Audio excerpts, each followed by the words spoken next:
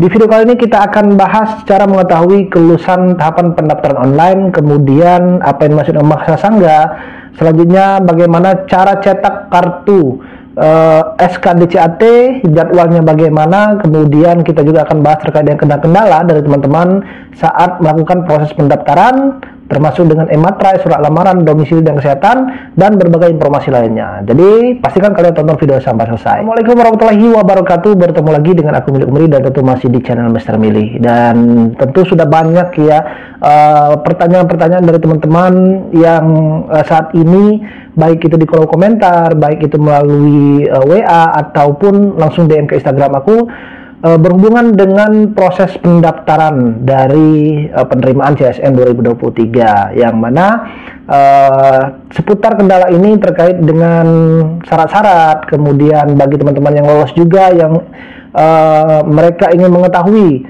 bagaimana cara cek lulusan, kemudian SKDCAT itu bagaimana nantinya, dan berbagai informasi lainnya. Dan tentu kita akan bahas semuanya lengkap di video ini. Jadi pastikan kalian tonton video ini sampai selesai dan jangan lupa bantu subscribe-nya ya. Dan jika kalian rasa video ini bermanfaat, silakan bantu share ke teman-teman yang lainnya. Kita sebelum masuk ke tata cara untuk mengetahui kelulusan ya, kita bahas dulu berbagai kendala ataupun keresahan ya dari teman-teman terkait dengan seputar masa pendaftaran ini. Yang pertama adalah surat lamaran, surat domisili ya, dan peletakannya diunggah. Jadi surat domisili itu sudah saya jelaskan di video sebelumnya, tapi saya jelaskan lagi. Surat keterangan domisili itu hanya kalian gunakan untuk teman-teman yang ingin mendaftar di luar wilayah domisili. Itu setingkat provinsi ya, dan itu hanya berlaku untuk formasi yang ada kuota dibagi per kanwil atau per provinsinya. Contoh formasi penjara tahanan. Kalau formasi kejaksaan dia kan kuota nasional, jadi tidak ada hubungannya atau tidak diminta surat keterangan domisili. Kalian melamarnya di provinsi mana saja asal kalian silakan karena kuotanya nasional. Tetapi kalau penjara tahanan karena kuotanya itu kuota per daerah atau per provinsi. Jadi kalian kalau ingin mendaftar di provinsi sebelah, kalian buat surat keterangan domisili, buatnya di provinsi sebelah, dan itu sudah ada videonya ya, sudah saya buatkan khusus setingkat lurah ataupun kades, jadi silakan bisa kalian tonton. Dan tentu kalau kalian masih dalam KTP, kemudian alamat KTP kalian itu sama dengan kanwil yang ingin mendaftar, misalnya kalian mendaftar di kanwil Jawa Barat, kemudian kalian ingin membuat surat domisili ya, sedangkan alamat KTP kalian di Bandung, itu kan masih masuk daerah Jawa Barat, jadi tidak perlu menggunakan surat domisili. Dan untuk di menu unggahnya nanti kalian bisa kosongkan atau kalian upload file kosong ya, file PDF kosong itu bisa kalian upload, atau kalau bisa nanti kalian tidak diunggah pun tidak apa-apa, tapi kalau nggak bisa upload saja file kosong pada saat unggah dokumen. Jadi sudah jelas ya, itu terkait dengan keterangan surat domisili. Untuk checklistnya nanti silakan, nggak apa-apa, pada tahapan resume kalian checklist saja nggak apa-apa ya, nggak juga nggak apa-apa. Kalau nggak bisa di checklist, nggak di checklist, kalian checklist saja nanti pada tahapan resumenya. Surat kesehatan itu kalian buatnya bisa di provinsi mana saja ya, bisa di wilayah mana saja, tidak sesuai dengan alamat KTP kalian. Nah, untuk surat kesehatan ini tidak harus NIP ya, SIP juga bisa. Dan tentunya yang menandatangani adalah dokter, kemudian di rumah sakit. Untuk formasi penjara tahanan, itu surat keterangan sehat ini hanya mencantumkan tinggi dan berat badan, yang lainnya tidak diperlukan. Harus ada tinggi dan berat badan dan rumah sakit umum daerah bisa, rumah sakit Polri, rumah sakit TNI bisa ya, tetapi tidak boleh klinik puskesmas ataupun rumah sakit swasta, itu tidak disarankan atau tidak bisa.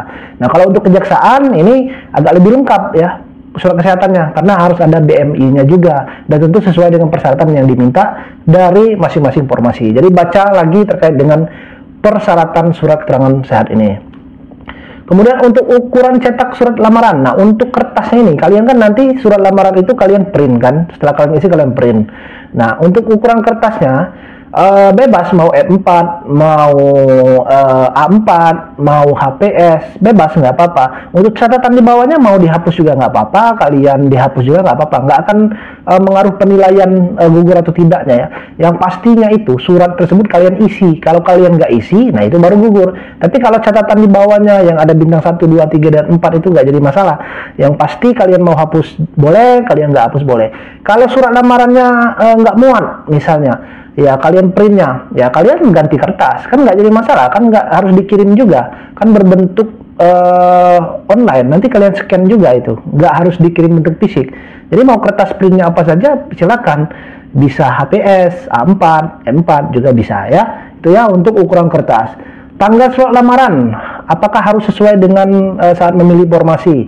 Ya, kalau menurut aturannya ya itu sebenarnya menurut di file PDF-nya itu sesuai tanggal formasi kalian memilih. Kalau tanggal 24 kalian uploadnya tanggal 24 ya. Kalau kalian surat lamarannya, surat pernyataan tanggal 25 berarti harus tanggal 25. Tetapi karena banyak gangguan dan sebagainya dan mengacu juga ke tahun-tahun kemarin itu, selagi tanggal pendaftaran, selagi surat lamaran itu atau pernyataan masih dalam masa tanggal pendaftaran, nggak jadi masalah. Misal kalian di tanggal surat lamaran tanggal 25, kemudian kalian mau upload surat tersebut tanggal 30, tanggal 1 ya, nggak jadi masalah ya. Kalau kalian nanti dirubah terus gitu sampai kapan selesainya, misalnya tanggal 30 mau rubah surat lamaran ya, ematrai habis, waktu kalian habis ya, kalian mau print ulang lagi, jadi nggak jadi masalah. Kalau tanggal 25 di surat lamaran karena gangguan dan sebagainya ya kalian mau tanggal 1 nanti uploadnya, nggak jadi masalah selagi masih dalam tanggal masa pendaftaran itu ya. Kemudian salah tempat upload. Nah, kalau kalian salah tempat upload, salah isi dan sebagainya, selagi belum resume ya, selagi belum kalian akhiri proses pendaftaran di SSCSN masih bisa dirubah. Kalau sudah tahap resume, kalian sudah akhiri proses pendaftaran, nah itu tidak bisa diganti lagi ya. Selagi belum bisa diganti, selagi belum resume, untuk surat lamaran salah unggah atau salah isi data masih bisa kalian ubah ya untuk datanya di SSCSN. Urutan peletakan ematrai, nah ini juga banyak yang bertanya dan ada beberapa yang salah. Jadi urutannya bagaimana? Kalian surat lamaran atau pernyataan kalian download di webnya, baik itu Kejaksaan, BIN, Kemenkumham. Terus kalian ketik ya sesuai arahan, apakah harus diketik apa ditulis tangan. Kalau Kejaksaan ditulis tangan ya, jadi kalian tulis tangan. Kalau diketik tinggal kalian isi, ketik ya, tinggal kalian isi, diketik, kemudian selesai kalian print. Nah setelah kalian print, tanda tangan tinta basah, jangan tanda tangannya kalian scan elektronik ya, nggak boleh itu. Jadi kalian tanda tangan tinta basah, kemudian kalian scan lagi surat tersebut ya, baik yang surat sudah di tulis tangan atau surat yang kalian isi, kemudian kalian print, kemudian kalian tanda tangan, kalian scan. Nah setelah kalian scan baru tambahkan ematrai ya. Nah kalian scan tersebut dalam posisi tanda tangan sudah ada tanda tangan basah ya, bukan yang belum ada tanda tangan. Nah jadi pembubuhan ematrai atau peletakan ematrai, posisi surat tersebut sudah ada tanda tangan basah, bukan belum ada tanda tangan. Nah untuk ematrai ini nanti ya, setelah kalian letakkan ematrai, jangan kalian scan ulang atau kalian print lagi, kalian fotokopi, kalian scan lagi. Nah artinya sudah tidak original lagi untuk itunya. Jadi seperti itu urutannya ya. Kalian download, kalian isi ya, baik ditulis tangan atau ketik, kemudian kalian print, kalian tanda tangan basah, kemudian kalian scan, baru kalian tambahkan ematrai dan upload. Jadi tanda tangan dulu baru ematrai. Oke, sudah jelas ya. Kemudian beli ematrai di mana? Nah, ematrai ini memang sudah banyak disediakan situs-situs oleh beberapa atau oleh Peruri ya. Kalian bisa cek di IG BKN atau di IG saya sudah saya posting juga.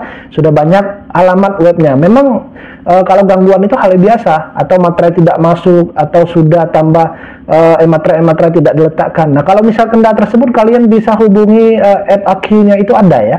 Nah, kalian bisa tanya ke helpdesk dari Peruri kenapa, nanti akan dibantu. Kan helpdesk Peruri kan kalian buka saja IG-nya Peruri, di sana sudah ada customer service-nya atau nomor ya, CS-nya. Bisa melalui WA. Nah, kalian komplain di sana ya, atau bisa langsung ke FAQ di masing-masing web tersebut. Jadi sudah banyak, nggak ada lagi alasan kalian ini kalian misalnya ini gangguan lama harus nunggu ya, pindah ya, berkorban sedikit uang tenaga, biaya ya nggak apa-apa, namanya kalian mau jadi orang sukses ya. Saya aja dulu harus berkorban, kami dulu itu tulis tangan semuanya, salah hapus, kemudian fotokopi, kirim berkas ya dan sebagainya. Ya nggak jadi masalah, itulah pengorbanan. Jadi kalau rugi sampai 100.000 misalnya, ematrai nggak masuk dan sebagainya, pindah ke web lain, ya itu hal yang biasa ya. Jadi jangan diambil pusing.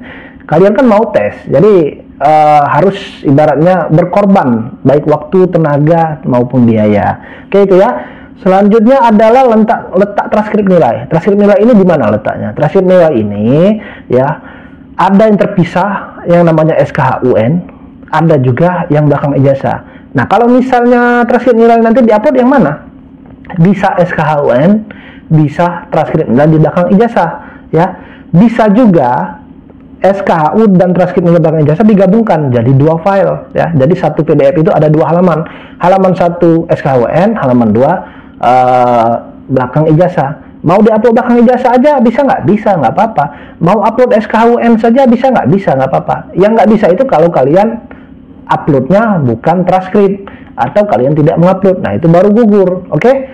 Yang pasti kan yang diminta transkrip, mau belakang ijazah, mau SKHUN, mau digabungkan file dua-duanya, nggak jadi masalah. Hal tersebut sebenarnya nggak usah dibikin dibikin ribet ya, dalam artian kalian mau yang mana, yang ini ya. Memang saya tahu kalian takut salah sesuai dengan arahan, tapi semuanya benar, padahal semuanya benar itu ya.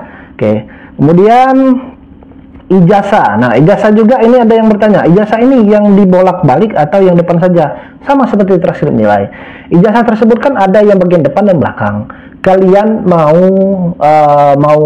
scan yang depannya saja bisa, kalian mau scan bolak-balik bisa. Jadi satu PDF ada 2 halaman, halaman 1 bagian depan ijazah, halaman 2 bagian belakang ijazah, bentuknya file PDF.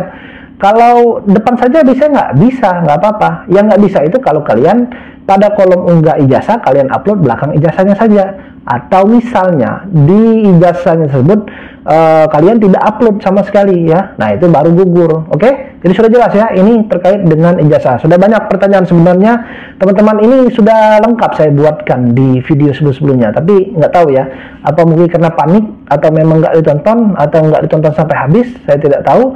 Tetapi yang pastinya sudah saya jelaskan ini. Semoga bisa membantu teman-teman semuanya. Jadi ini saya jelaskan lagi. Kemudian untuk pas foto dan swap foto. Nah, pas foto itu yang pasti baju formal ya, baju putih. Mau pakai jas, mau pakai blazer, mau pakai dasi, nggak apa-apa. Latarnya merah. Kemudian untuk pas foto ini berbentuk file, bukan kalian print fotonya kemudian kalian scan ya. Tidak, tapi berbentuk file. File yang ada di galeri HP kalian itu tinggal kalian upload saja ya.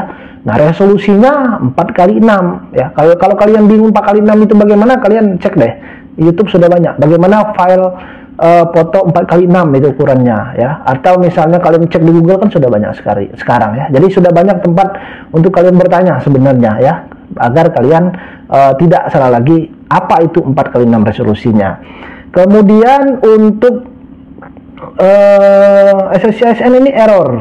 Nah, ini mic nggak bisa login dan sebagainya. Memang web SSCSN ini terkendala setiap tahun, dalam artian setiap penerimaan CPNS. Ini pasti kendala. Kalau tulisannya galat, error ya, seperti itu. Nah, ini pasti gangguan.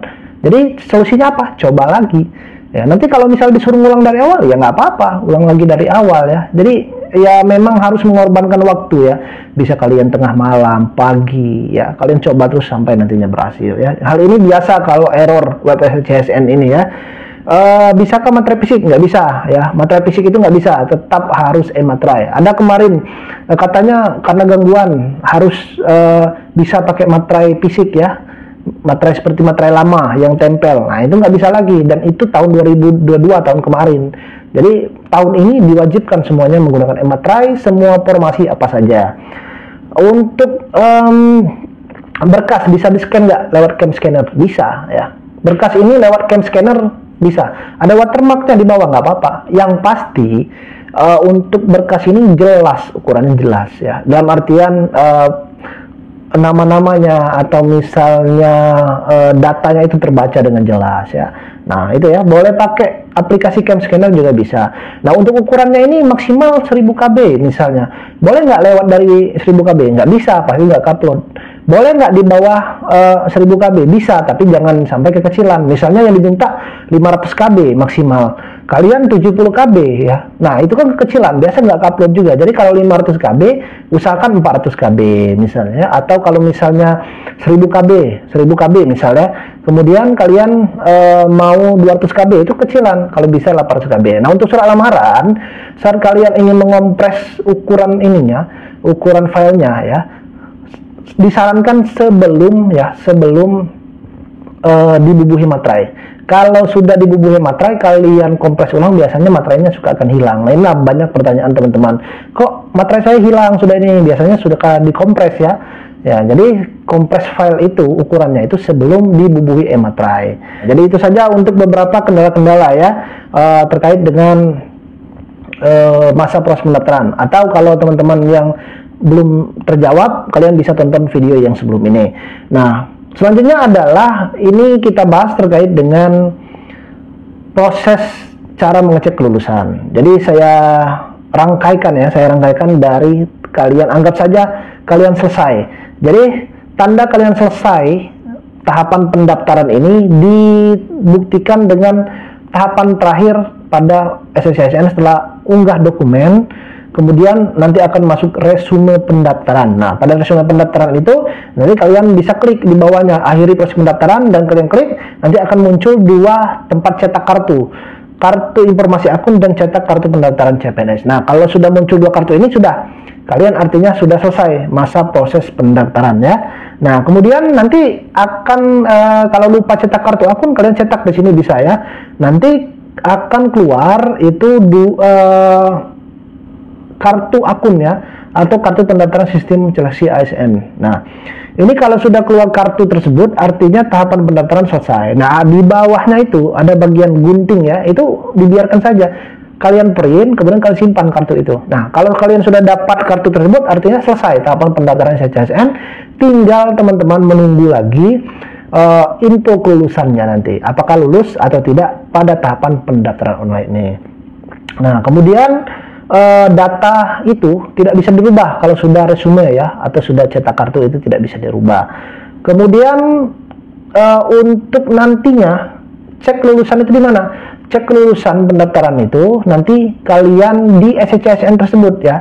Nanti kalian sesuai dengan tanggalnya ya. Jadi kalau tanggal dari jadwal penerimaan ini untuk kelulusan nanti itu dijadwalkan tanggal 13 sampai 16 Oktober 2023. Jadi bisa tanggal 13, bisa tanggal 14, bisa tanggal 15 sampai dengan tanggal 16 Oktober 2023 pengumuman kelulusan. Jadi masing-masing instansi memiliki tanggal yang berbeda-beda ya. Tetapi sekali lagi, tempat cek lulus atau tidaknya semua formasi sama, semua instansi sama, tetap di SSCSN. Letaknya di mana? Nah, saat kalian nanti masuk ke web SSCSN, kalian login lagi, kemudian nanti di akhir menunya itu atau akan ada muncul informasi kalian nanti lulus atau tidak ya. Nah, kalau lulus nanti kalian akan diinformasikan atau ada notifikasi ya di bawahnya, selamat Anda lulus tahapan administrasi pendaftaran atau administrasi berkas.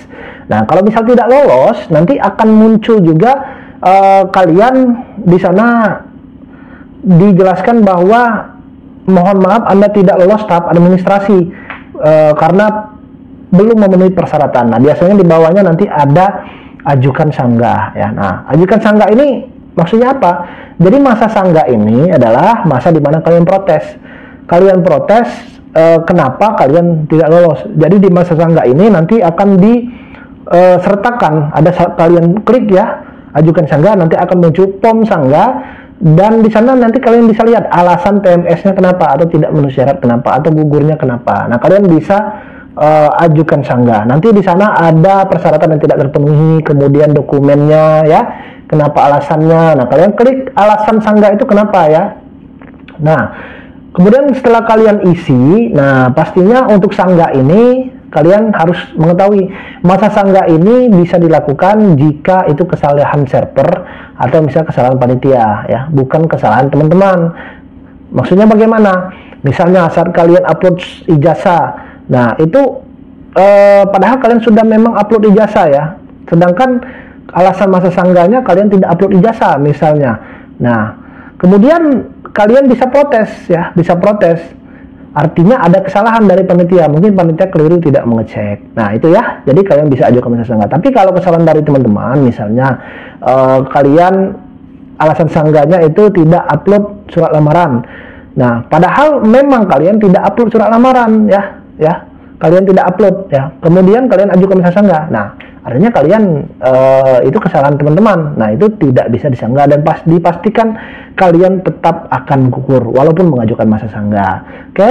Nah, untuk masa sanggah ini dilakukan pada tanggal 17 September ya sampai 19 Oktober. 17 sampai 19 Oktober 2023. Nah, untuk pengumuman pasca sanggah ini, penarikan data finalnya ini dari tanggal 27 sampai 29 Oktober ya. Nah, dari tanggal 27 sampai 29 Oktober 2023 ini sudah data final maksudnya dari teman-teman yang lulus murni dengan lulus yang masa sanggah ya. Jadi masa sanggah itu bisa saja lolos lagi ya, karena tadinya mungkin kesalahan panitia, nanti disanggah kemudian lolos administrasi. Nah digabungkan dan akan ditentukan itulah nama-nama yang mereka lolos tahapan pendaftaran.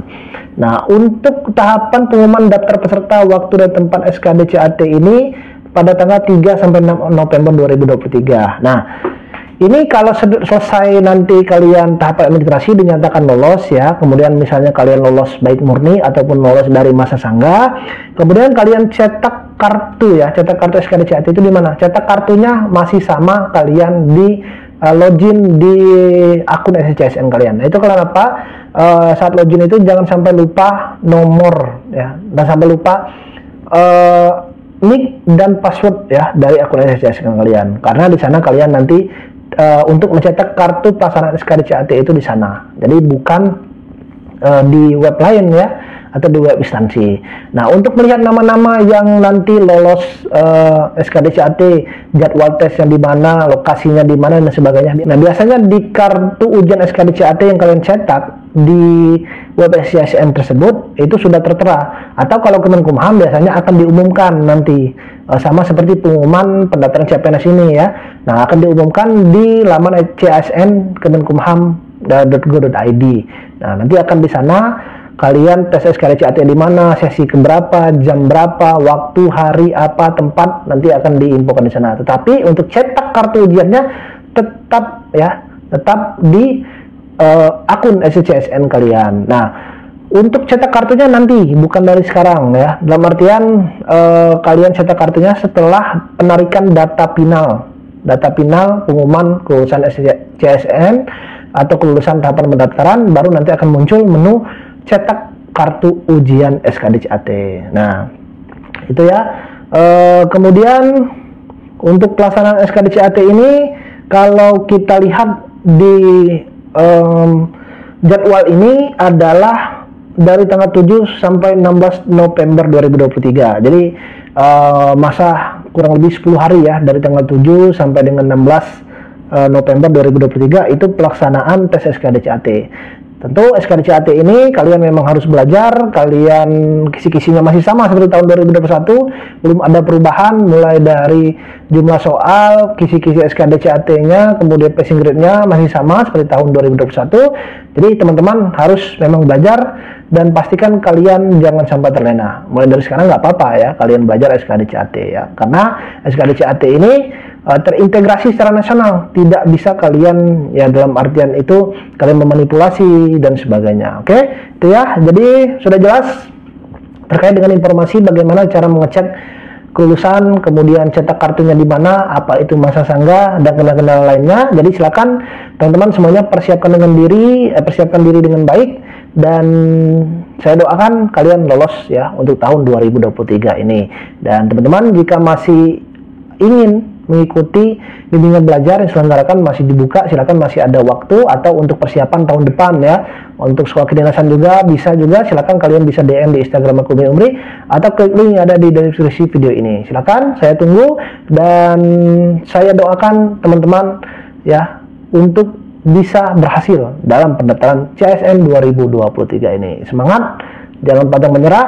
Pengorbanan harus kalian siapkan, baik itu waktu, tenaga maupun biaya, dan perbanyak cari informasi yang valid dan yang terbaru. Oke, itu mungkin yang dapat saya sampaikan. Terima kasih semuanya. Saya akhiri. Assalamualaikum warahmatullahi wabarakatuh.